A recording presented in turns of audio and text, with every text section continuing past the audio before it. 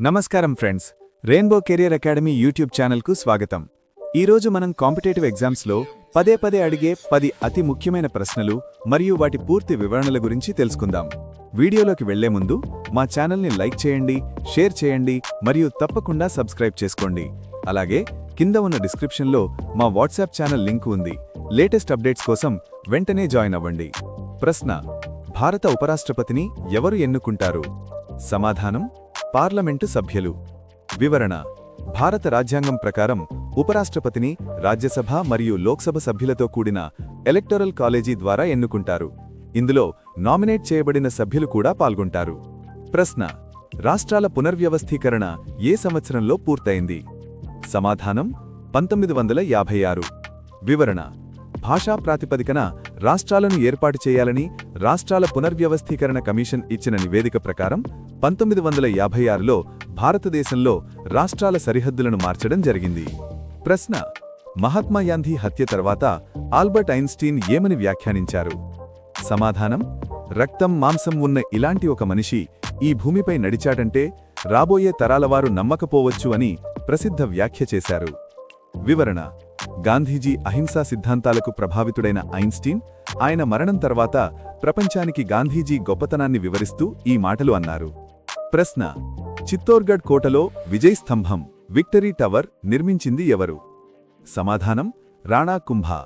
వివరణ: 1448లో మాల్వా మరియు గుజరాత్ సైన్యాలపై సాధించిన విజయానికి గుర్తుగా మేవార్ రాజు రాణా కుంభా ఈ అద్భుతమైన స్తంభాన్ని నిర్మించారు. ప్రశ్న: గాంధీజీ శాసనోల్లంఘన ఉద్యమాన్ని ఎందుకు ప్రారంభించారు? సమాధానం: ఉప్పు చట్టాన్ని ఉల్లంఘించేందుకు. వివరణ: బ్రిటిష్ ప్రభుత్వం ఉప్పుపై విధించిన పన్నుకు వ్యతిరేకంగా 1930లో గాంధీజీ దండియాత్ర చేపట్టి సొంతంగా ఉప్పును తయారు చేయడం ద్వారా ఈ ఉద్యమాన్ని మొదలుపెట్టారు. ప్రశ్న: ఏ యుద్ధంలో బ్రిటిష్ వారు ఫ్రెంచ్ వారిని పూర్తిగా ఓడించారు? సమాధానం: వాండివాష్ యుద్ధం.